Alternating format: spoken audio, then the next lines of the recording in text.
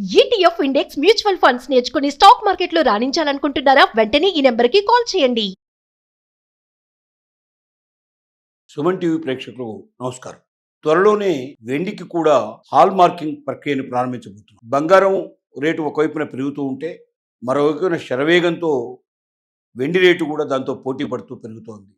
Rate బాగా పెరుగుతున్న సందర్భంలో వెండిలో కల్తీ కలిసే అవకాశాలు చాలా ఎక్కువ కనబడుతున్నాయి. మరి కల్తీ అయిన వెండిని తెలుసుకోవాలి అంటే సులభం కాదు. అందుకే హాల్ మార్కింగ్ ప్రక్రియని చేపట్టినట్టయితే బంగారు ఆభరణాలకి ఎలాగైతే ఇప్పుడు మ్యాండేటరీగా తప్పనిసరిగా ఎట్టి పరిస్థితుల్లో బంగారు ఆభరణాలన్నీ కూడా ఖచ్చితంగా హాల్ మార్కింగ్ చేసి తీరాల్సిందే.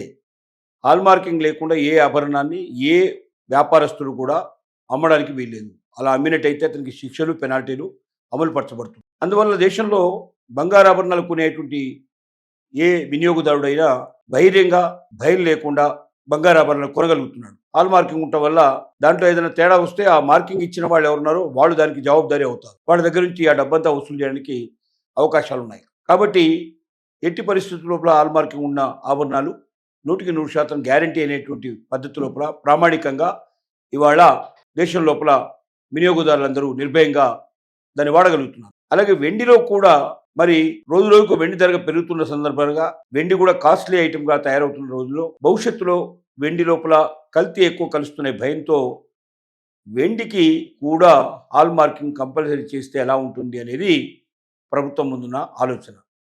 అందుకే ఈ నెల నుంచి ఏం చేస్తున్నారంటే మరి వెండిని ఐచ్ఛికం అంటే మనకు ఇంట్రెస్ట్ ఉండే వాళ్ళు ఎవరైనా సరే హాల్ మార్కింగ్ చేసి ఇవ్వమని మనం అడగొచ్చు. వాళ్ళు హాల్ మార్కింగ్ చేసి ఇస్తారు. అంటే మనం కోరిక మీదనే మనం కోరిన దాని మీదనే వాళ్ళు చేస్తారు. మనం కోరకుండా చేయరు. అంటే మ్యాండేటరీ అంటేనేమో ప్రభుత్వం తప్పనిసరి చేసి ఎట్టి పరిస్థితుల్లో ఎవరైనా దాన్ని పాటించాల్సిందే, ఎవరైనా దాన్ని ఫాలో కావాల్సిందే. అలా కాకుండా ఐచ్ఛికంగా ఉండేటువంటి ఎలా ఉంటుందంటే మన ఇష్టం ఉంటే మనం హాల్ మార్కింగ్ చేసి ఇవ్వమని అడగొచ్చు. అలాంటి హాల్ మార్కింగ్ ఆల్రెడీ ఏమేమి దానికి సంబంధించినటువంటి స్టాండర్డ్స్ ఉండాలో ప్రభుత్వం నిర్ణయించింది. ఆ హాల్ మార్కింగ్ స్టాండర్డ్స్లో ముఖ్యంగా 800, 835, 925, 958, 990 అలాగే 999 ఈ స్టాండర్డ్స్లో వెండి హాల్ మార్కింగ్ను చేయాలనేది ప్రభుత్వం ఇప్పుడు నిర్ణయించింది. ఈ నెల నుంచి ఐచ్ఛికంగా ఎవరైనా కోరినట్టయితే హాల్ మార్కింగ్ చేసే ప్రక్రియను ప్రారంభించింది. 6 మాసాల పాటు వెయిట్ చేస్తారు.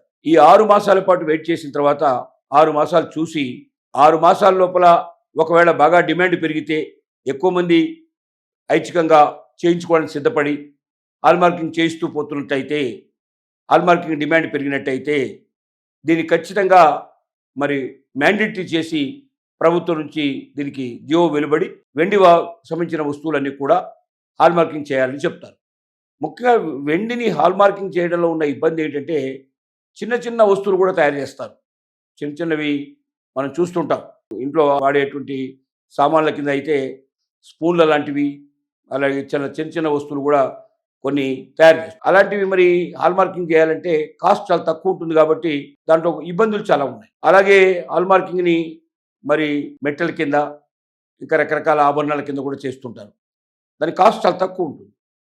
తక్కువ ఉండేటువంటి కాస్ట్ ఉన్నటువంటి ఆభరణాలకి హాల్ మార్కింగ్ చేయాలంటే హాల్ మార్కింగ్ ఛార్జెస్ ఎక్కువ పడుతుంది. అప్పుడు వినియోగదారుడు తట్టుకోవడం చాలా కష్టం అవుతుంది.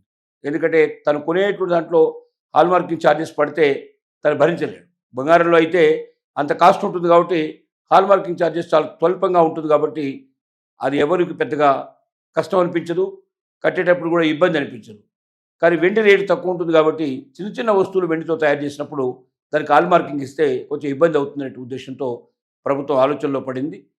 కానీ రోజుకు వెండి రేటు పెరుగుతుంది కాబట్టి ఇంకా ఎక్కువ రేటు పెరిగినప్పుడు తప్పనిసరిగా దాంట్లో కల్తీ ఎక్కువ కలిసే అవకాశాలు ఉంటాయి. కాబట్టి కల్తీ వస్తువులు తీసుకొని కస్టమర్ బాధపడేదానికన్నా హాల్ మార్కింగ్ చేసుకొని నిర్భయంగా వస్తువులు కొనుక్కోవడానికి సిద్ధపడతాడు. కాబట్టి ఈ నెల నుంచే పలుకుతున్న ప్రక్రియని ఐచ్ఛికంగా అయినా సరే వెండి తీసుకునే వాళ్ళు ఎవరైతే ఉంటారో వాళ్ళందరూ డిమాండ్ చేసి మాకు కావాలి హాల్ మార్కింగు, వెండికి కూడా హాల్ మార్క్ చేసి ఇవ్వండి అని అడగడం ప్రారంభిస్తే ఎక్కువ మంది వాయిస్ వినిపిస్తే ఎక్కువ మంది ముందుకు వస్తే తప్పనిసరిగా దీన్ని మ్యాండేటరీ చేస్తారు. మ్యాండేటరీ చేసినప్పుడు ఇంకా దీన్ని మరి ఎక్కువ మొత్తంలో తయారవుతుంది కాబట్టి ఎక్కువ మొత్తంలో హాల్ మార్కింగ్ ఖచ్చితంగా హాల్ మార్క్ చేస్తారు కాబట్టి వెండిని అప్పుడు రేట్లు కూడా కొంచెం తగ్గడానికి పాసిబిలిటీ ఉంటుంది. అలాంటి అవకాశాలు ఉన్నాయి కాబట్టి కస్టమర్స్ డిమాండ్ పెరగాలి. పెరిగితే ఇది సాధ్యమవుతుంది. అలాగే ఎలక్ట్రానిక్ వెహికల్స్ కూడా ఇంతకుముందు ప్రామాణికత లేదు. మరి దాన్ని స్టాండర్డైజ్ చేయలేదు. ఇప్పుడు ఎలక్ట్రానిక్ వెహికల్ ఛార్జింగ్ చేసేటువంటి ఛార్జింగ్ స్టేషన్స్ కూడా దానికి ప్రామాణికత ఏర్పాటు చేశారు కాబట్టి ఇక నుంచి భవిష్యత్తులో ఎలక్ట్రానిక్ వెహికల్స్ ఎక్కువగా కొనే అవకాశాలు ఉంటాయి. ఎందుకంటే ప్రామాణపూరితంగా ఏదైతే ఉంటుందో అలాంటి ఎలక్ట్రికల్ ఛార్జర్లో ఛార్జింగ్ చేసుకున్నట్టయితే ఎలక్ట్రిక్ వెహికల్ భద్రంగా ఉంటుంది. ఏ రకంగా అది పేలిపోవడానికి అవకాశం కానీ, మరి వెహికల్ పాడవడానికి అవకాశం కానీ, లేకపోతే మధ్యలో ఆగిపోవడానికి అవకాశం కానీ ఇలాంటివి లేకుండా ప్రామాణికమైనటువంటి ఎలక్ట్రిక్ వెహికల్ యొక్క విద్యుత్ ఛార్జర్ని మనం ఉపయోగించినట్టయితే స్టేషన్స్ ఏవైతే ఉన్నాయో అవి మరి ఛార్జింగ్ చేసే స్టేషన్స్ని ప్రామాణికం చేసినప్పుడు ఎక్కువ మంది దాన్ని వాడే అవకాశం ఉంది. ఇక నుంచి భవిష్యత్తు లోపల ఎలక్ట్రికల్ వెహికల్స్ యొక్క ఉపయోగం ఎక్కువ అవుతుంది. ఎలక్ట్రికల్ వెహికల్స్ని ఎక్కువగా కొనడం జరుగుతుంది. ఇప్పుడు దానికి స్టాండర్డైజేషన్ కూడా చేసింది కాబట్టి ప్రభుత్వం ఇక నుంచి భయపడాల్సిన అవసరం లేకుండా ఎలక్ట్రికల్ వెహికల్స్ని ఛార్జింగ్ చేసుకొని నిర్భయంగా తమ వాహనాలు ఉపయోగించుకునే అవకాశం ఉంటుంది కాబట్టి ఎక్కువ మంది వినియోగదారులు ఉపయోగిస్తారు. విద్యుత్ వినియోగం ఎక్కువగా జరుగుతుంది. విద్యుత్ వాహనాలు అలా జరిగినప్పుడు మన వాతావరణ కాలుష్యం ఏర్పడకుండా మనం కూడా భవిష్యత్తు లోపల ఇంకా కొన్ని తరాల వరకు ఆరోగ్యంగా జీవించడానికి కూడా మనకు అవకాశం ఏర్పడుతుంది అనేది మనకు తెలుస్తున్న విషయం.